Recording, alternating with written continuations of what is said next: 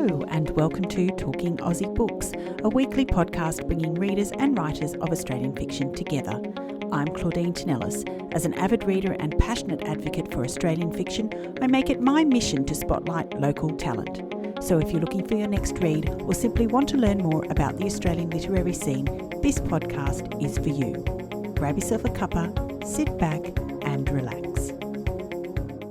Rae Cairns is a Sydney-based author who shot to notoriety when her debut self-published novel, The Good Mother, was shortlisted in 2021 for the Ned Kelly Award in the Best Debut Crime Fiction category. Following this auspicious event, Rae was offered a 2-book deal with HarperCollins publishers, and The Good Mother was revised and reissued, allowing even more readers to discover Rae's storytelling prowess with this gripping thriller. This month, Rae is celebrating the release of her second novel, Dying to Know. And I have to say, listeners, much like The Good Mother, this book was thrilling and heart-stopping in equal measures.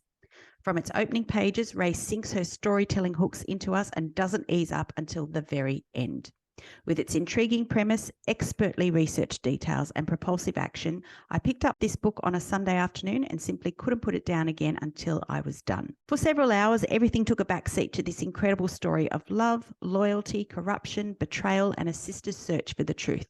I absolutely love this book and couldn't wait to chat with Rae again. Welcome back to the podcast, Rae. Thank you so much for having me back, Claudine. I'm thrilled to be here. My absolute pleasure. And I wanted to say once more, congratulations on another brilliant book. Thank you. It's so, it's lovely to have it out there and have people reading it finally. Yeah, I can only imagine. So, Rae, how did you find the experience of backing up a book you'd spent years writing with something you were under contract to write? Yeah, that was a totally different experience. I absolutely did get the dreaded book 2 wobbles. It's just such a different experience. Your first one, well, for me, I went into writing my first book. I had this story that was just dying, begging me to come out. And it poured out of me, but I didn't necessarily have the goal at that point, at the very beginning of that, of getting published. It was, I just had a story I needed to tell. In fact, it started off, I thought it was going to be a script, like a screenplay. And then it was a novel straight away. That was what poured out. So this time round, obviously still a very creative experience, but I had all these things, kind of the doubts and the critic in my head just at some point screaming at me. I had no idea what I was doing, and the first time must have been a fluke. And that was the biggest challenge, other than the time constraint. So First book I wrote in 5 years. This I wrote in a year under contract. But that trying to quiet that voice enough that I could get the story out, particularly the first draft, that was the trick for me. And I think I've joked with people about how I told the critic just to sit in the back seat and shut up and let me get this thing done. But it took a lot of support from mentors and peers who just kept saying, this is normal, write it out, get those words down. And so when I did, it was a kind of a freeing process. And then I had something to work with, something to edit, it was also what came out was a clearer piece of work. I think I'd learnt so much doing The Good Mother. And I mean, there are a million drafts of that book out there. And I really did keep on working at it for 5 years. And so what I'd learnt kind of came through in the first draft of this book, but then so did the critique and the doubt and the, oh my God, I'm heading the wrong direction. I don't know what I'm doing here, and that. So that was the battle of the second book. I was thinking about our last chat after The Good Mother was published by HarperCollins, and I remember you describing the premise of Dying to Know. And I thought back then that you have absolutely nailed the art of the hook. I wondered if it was something that you're aware of when you're thinking about your next project or book idea, something that has to have a strong hook. Look, I think for me, it starts with a moral question. So if you've got a question that can sound very simplistic, but it actually becomes much more ambiguous and hard to wrangle, then you've got something to work with, somewhere to go. So with Dying to Know, it was, how far would a mother go to protect her children? And it sounds very simplistic at the beginning, of course they'd do anything. But then when you think about the intricacies of that, well, what if it comes down to saving one of them and all that? So it becomes, and would you harm somebody else? And so with this one, is uncovering the truth always worth the price you and your loved ones might pay? Because we often strive to want to know the truth, but I don't know if we always, not that it's not always good to know it, but there are consequences to knowing the truth. Framing your book as a moral dilemma, it's still a terrific premise. Both of your books are just incredible. That's something that's talked about quite a fair bit in the industry, isn't it? I mean, having this strong premise. But I wondered, Rae, if you thought is it more important for some genres compared to others? So, for example, is it more important to have that strong premise or strong hook for crime writing compared with other genres? Oh, I don't know if I feel qualified to answer that question. I definitely think it's important to have that hook that draws people into the story. For me, it's very focused on, like within my stories, it's an everyday person in an extraordinary circumstance. And I think that's part of what draws people in, because they can imagine themselves on the page, I guess. Yeah, look, there are certain themes through humanity that we're all trying to deal with and I think that they come in all good books, they are there. So is that the hook? I don't know. With Dying to Know, I really wanted it to be a story about the power of belonging, because I think that once you've kind of dealt with the other hierarchy of needs, security and food and shelter, and then you move into this, most humans want to belong somewhere, and it's quite a driving force. So whether that's your family, or whether that's what drives you to join a outlaw motorcycle gang, or whether it drives you to have misguided loyalty to your co-workers. So yeah, that was really important to me to do that. And I think that those kind of universal themes are in the best of books. And I suppose the hook is what you kind of hook people into to reading about that. I can't think of another way to put it. It's not that I start out and go, I really need a hook. But I did start writing one book and I realized that wasn't there. And so I've parked that for a while and went into a new one, and it was the right decision. So yeah, maybe it does need to be there, but I don't know about the genres. Definitely, I think in crime. Yeah, for sure. Now, Rae, I was honoured to attend your book launch last week in Sydney, and I heard a little bit about your inspiration for Dying to Know. And it seems that it was inspired by a few different events. So I wondered, could you elaborate on that for listeners? The idea came when I listened to a young woman talk about how the impact of her brother going missing on her and her family. And it upended every single aspect of her life and her world. And it really got me thinking. I was intrigued with the idea of exploring the experience of the people left behind when there's a missing person, as opposed to the missing person being the focus of the story. Even though that does drive this story, it's very much about how the impact on the people left behind. So I had that idea swirling in my head, and then I am very much a what if person. I'm usually observing things around me. I'm usually listening into conversations, and I'm always asking questions. So, I might see a suitcase in the corner. I'm like, well, what if that suitcase has the solution to every crime, one crime committed in each city around the world, or something, just ridiculous ideas like that. And so we were traveling to an event, and we were behind a Camry, and it has the old style boot.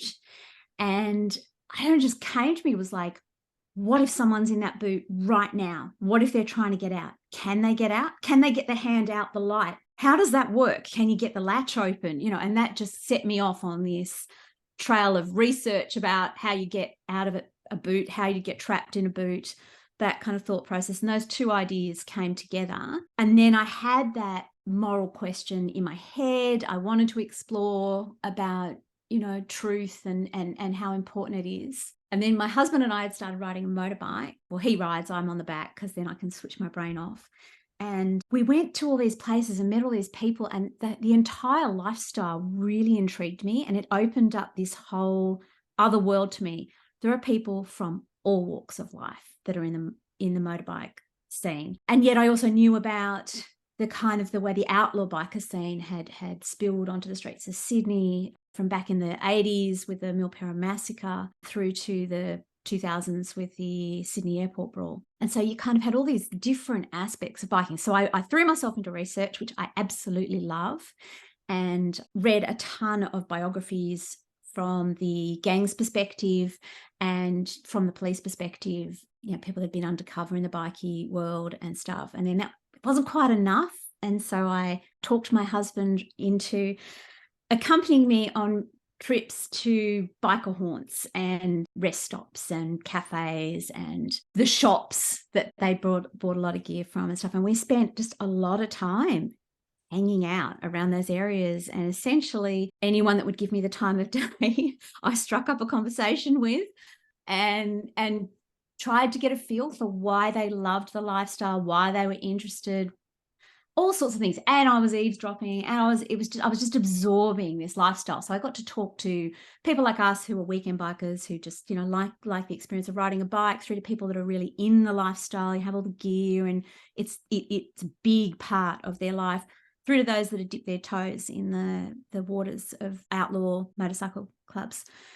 And then I got really lucky and I got to talk to an ex-Rebels bikie gang member, and that was invaluable. It made him like this real human, as opposed to the picture you have in your head of a outlaw bikie gang member. You know, he loves his mum desperately, and his wife and kids.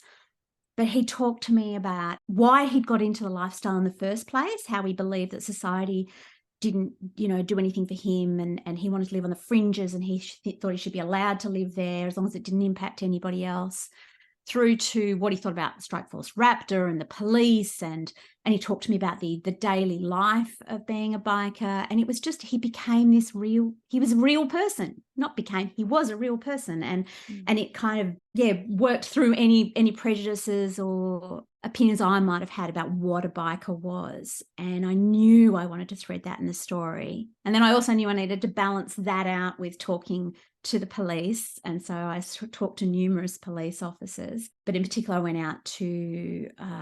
out west to a PCYC, a Police Citizens Youth Club. And I shadowed a youth police officer out there for a day and asked him 1,000,001 questions, very much in the same vein as I asked the biker what his opinions were on Strike Force Raptor, why he got into being a police officer, why a youth officer as opposed to murder squad, or, you know. So it was very much about learning about why he was working as a youth officer at the PCYC. And I also knew I wanted a police character, Jesse, and I wanted him to be like the policeman I had worked with when I ran the refuge in the inner west.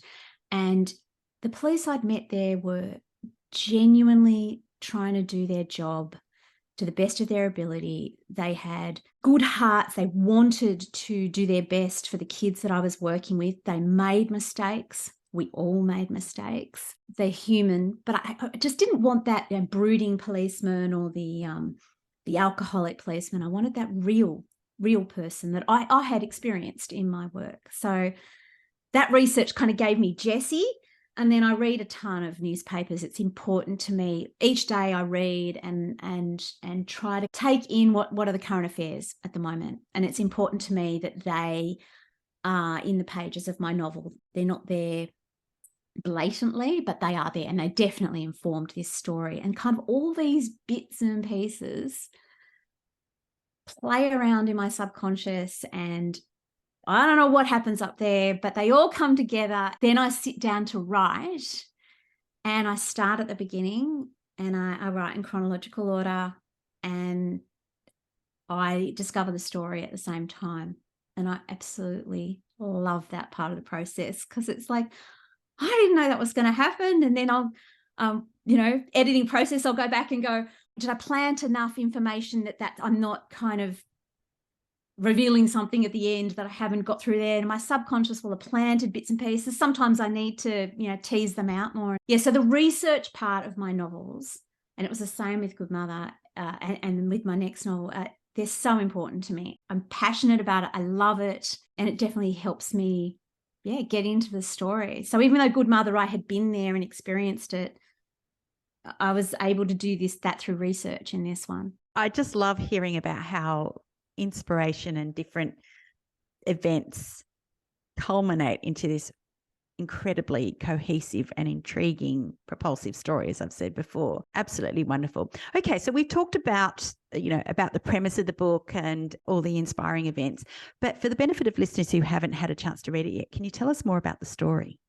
Okay, it's a standalone thriller. It's set in Sydney, and it opens with budding journalist Geneva Layton receiving a phone call that changes the entire course of her life. Her terrified sister is on the line. She's trapped in the boot of a moving car, absolutely no idea who her abductor is, and she's begging Geneva for help. Then the line drops out. While the police search for Amber, Geneva is absolutely filled with guilt. She believes that it's her fault that her sister was kidnapped, and her days start to revolve around taking care of her very young niece and nephew, and the days turn into months, turn into years. So when shocking new evidence emerges, Geneva becomes desperate for answers. But to find them, she has to take on the political power of her brother-in-law's family, the muscle of a motorcycle gang, and the questionable support of a policeman who betrayed her in the first month of the investigation. And the closer she moves to the truth, the more danger she's in. I loved Geneva. I thought she was an incredible character, so nuanced. Geneva, or Jen, as she's referred to more often than not in the story. I mean, what a multifaceted woman she is. She's loyal, she's selfless, she's incredibly brave, and yet she has a bit of a reckless, stubborn streak about her, doesn't she? She does, and she's impulsive. She was so much fun to write. I loved writing Geneva because she's, like all of us, full of contradictions. And she loves deeply and passionately and would do anything for those that she loves. But it was interesting to explore a different kind, like that she's the kid's aunt, and just exploring that was interesting because I've got nieces and I adore them and I would do anything for them. So it was interesting to go down that kind of path of family. And then because Geneva is so strong and gutsy and brave, it was a really wonderful opportunity to explore a power imbalance in a family. So she becomes the kids, Lily and Charlie's primary carer, but she has to negotiate her way through their father, Hugh's gaslighting and control. She's at constant risk of losing access to the children. Hugh comes from a wealthy family. He's got lots of privilege and power, and he's both Lily and Charlie's primary guardian because he's their father, and he holds all the legal and financial control over the children. So, and that's something that happens in a number of families between parents. There's a power imbalance and it can get abused. And having Geneva in every other aspect be a strong action-oriented character, but in this circumstance where she was kind of so trapped, it allowed me to really explore and highlight that issue of power imbalance and gaslighting and those various things. And I hope by doing it in the way that I did, that it will challenge any prejudices people might have about others in a situation like that, particularly women. It's so easy to say, well, just leave, get out. And particularly because I placed an aunt in that situation, oh, you're not their mother, get out, but she's left. One, she adores them and she has raised them from very little, but two, if she leaves, those kids are left in the primary care of a man who is unraveling, a man who has started to drink heavily again, and she can't go up against him. If she goes to the court, she's been told she will lose custody, and not only will she not custody, but she will lose access. She won't even get to see them. She has no legal recourse. So that was one of the aspects I enjoyed, well, not enjoyed, but I wanted to explore with Geneva, that she is this strong, brave, powerful woman, but she's under control. She's very vulnerable, isn't she? Very vulnerable. And so are those children. Yeah. And that we all have those contradictions, I guess, in our lives and in our personalities. Absolutely. That was something that I really wanted to chat with you about, because reading that, I thought it really does take a rare person indeed to put their entire life on hold to look after someone else's kids, even when they're related to you. And Jen looks after Amber's kids like they're her own, yet without any as you say, of the legal protections a parent enjoys in relation to their own children. It made her so vulnerable. It made her subject to their father's control. And I thought that was just such an interesting way of exploring that power imbalance and that issue. Yeah. And look, I think the thing, because that makes Geneva sound like a saint. And while she's an amazing woman, she is also operating from a place of great guilt and shame. Yeah. And that can drive decisions. I was interested in that too, of like how that drives someone's decisions. I did a lot of research into the psychology of shame. And she is amazing, but she's also being driven by another force that she believes that it's her fault, that she is the reason the kids don't have their mother.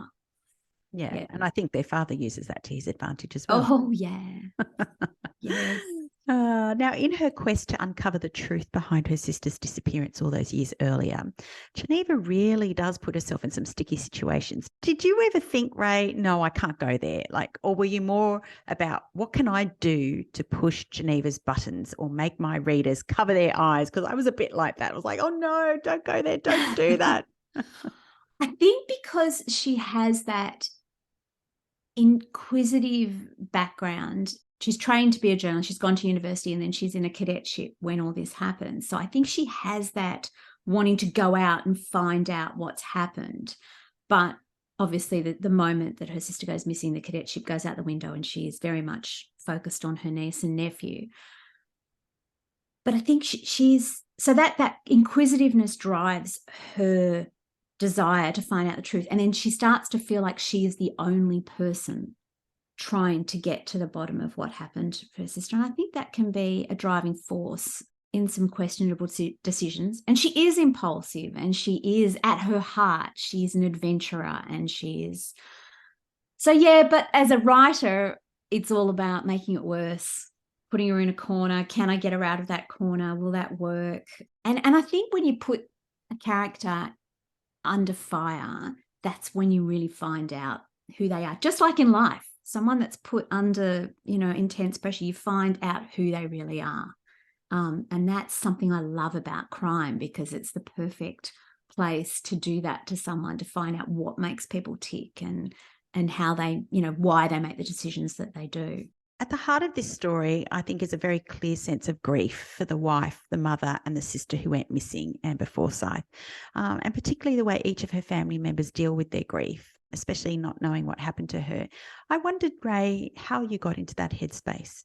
I did a lot of, again, it comes back to reading, and I watched every interview I could get my hands on with people who had missing relatives, talking about the impact on them and the grief and just how it threaded through in every aspect of their world. There was I'm not going to be able to remember the name of the show. There was an amazing series on SBS or ABC, but it was about missing people, and it really drove home for me the impact on and the different impacts on how different people react. So some people kind of have to almost put their hand up and behave like it didn't happen. Others change their entire life. Others search for a way to belong in a different way. That really helped. And then I did a lot of reading about it and just trying to put yourself, not myself, because that's not right, but maybe my acting background came into it, of really trying to have empathy, get into that skin of somebody that had the impacts, and that each person's reaction is different, as is always the way in trauma or anything. Some people run away, some people fight, some people freeze, some people take full control and then fall apart afterwards. There's all sorts of things that happens in situations. So I wanted to explore that. Like, that was what my initial interest in the story idea was, the impact. So the impact on Hugh, the impact on Lily, the daughter, and Charlie. And for Charlie, he was 4 months old. He was a baby. He didn't really know another mother, whereas Lily did. Yeah, and then obviously on Geneva, but even on the police investigating and essentially, at the beginning, and not getting anywhere in those initial stages of the investigation. And it's not a spoiler because it's in the very first chapter, but the police are actually there when that phone call comes in from Amber, when she's in the boot of a moving car. So they are well and truly thrown into that feeling of powerlessness, I guess, that happened at the beginning of the novel. Yeah, indeed. Now, if we haven't explicitly mentioned it before, Jen is a motorbike enthusiast. She rides them, she restores them, and generally has a keen interest in motorbikes, a legacy from her late father. Now, you told us that you and your husband ride, but is this a characteristic you share with Geneva? Well, I don't actually ride a bike, but I learnt, like, as my husband was learning to ride a bike, I just kind of took it all in and watched a million videos on how you change the oil on a bike. And it comes back to, I love learning. I love that part of the research. And I wanted to really understand why people got into that lifestyle. I have to say, I love being on the back of the bike. I don't think there's anywhere else I can think quite as clearly. Like, I've solved so many story problems on the back of the bike because I don't have to do anything. I've got it, being on the back of a bike, all your senses come alive. So you go down a gully and suddenly it gets too, a degree or two colder, or the smell, you'll go past a farm and suddenly, you can tell they've mown the grass, or everything is more immediate, and you're surrounded much more because it's all around you. You're not in a box of the car. And your vulnerability is also there because on a bike, you're more vulnerable to other people and their driving and stuff. So, yeah, look, I did it in The Good Mother. She was a runner. I'm not a runner. So I did a lot of talking with people that were runners and trying to understand what it was, what they got out of that. And it was the same with the motorbike with Geneva. Yeah, so well done, because I was there on the bike with her. I had greasy hands, just like she had greasy hands, and she kind of changed the oil or fix the clutch or whatever it was that she was doing. So just wonderful. Rae, I think it's fair to say that many writers are inspired by your journey to publication, myself included. Your talent, your tenacity and perseverance got you to where you are today. Experience not only as a traditionally published author, but an indie author with 2 books now on the shelves and hopefully more in the pipeline. So I wondered, if there was one piece of advice that you would offer to aspiring authors out there, what would it be? Be brave. It's hard. It's hard to do. It's hard to just keep moving forward, keep taking the risks, both in your writing and in reshaping your manuscript, reworking. Sometimes that being brave is setting aside a manuscript and moving on to a new one. It sounds kind of twee, and I don't mean it to, but it really does. It takes bravery. It takes bravery to go along to a writing course, to ask someone to mentor you, to keep on going, keep on trying, but also keep on working. You have to work hard, and you have to respect all the people, treat the people around you that you come into contact with a lot of respect. I know that's more than one piece of advice, but it really matters, I think, how you treat other people within the industry as well. The Australian writing industry is incredible. They are so generous and kind and supportive, and I feel very honoured to have been welcomed in by all of you, and I'm very grateful for that. So you have to value it as well and treat people with respect. Is there something that you know about yourself as a writer now that you didn't know before you were published? I think that I can put a story together. I grew up in a very different area to where I live now, and I was never the star of English. I was never the star of that kind of side of the world. I always felt like I was the kid from the wrong side of the tracks. So I was at it was a public school, but a fairly wealthy public school, and I came from housing commission kind of area. So I didn't really believe that I had value to put on the page, if that makes sense, and that you can learn those skills. And yeah, but I did, I guess. You absolutely did. That's wonderful. Thank you. Perhaps I should have asked this earlier, but in publishing your 2 books, you have joined a growing movement of Australian women writing in the crime space. It's actually astounding how many incredible novels are being written in this genre, and the Australian appetite for such stories doesn't seem to be waning. So I wanted to ask you, was it always your intention to write crime? No, my intention was to tell a story. It just seems to be where my brain goes. Look, and like I said before, it is an incredible way to put a character in a pressure cooker. So it's a way to explore themes and current affairs and, like I've said, different issues, power imbalances. But if you put them in a crime situation, you can really do that. And then for me, it allows me to explore family under that kind of guise. Yeah. So crime is an amazing place to do that. But it is where my brain goes. Yeah, sorry about that. Just goes dark. Yeah. All the better for us crime fans, honestly. Have you ever considered writing in another genre?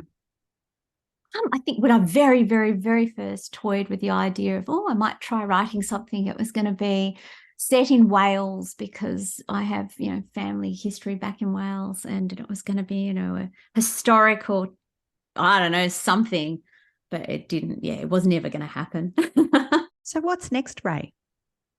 So I'm writing another standalone. It's a thriller. It's kind of a cross between Jodie Picoult's 19 Minutes and the movie The Fugitive. So with a female as the hero. I can't say too much more about it because I'm still in the process of learning the story myself. But yeah, it's about the relationship between a mother and a son that's kind of gone.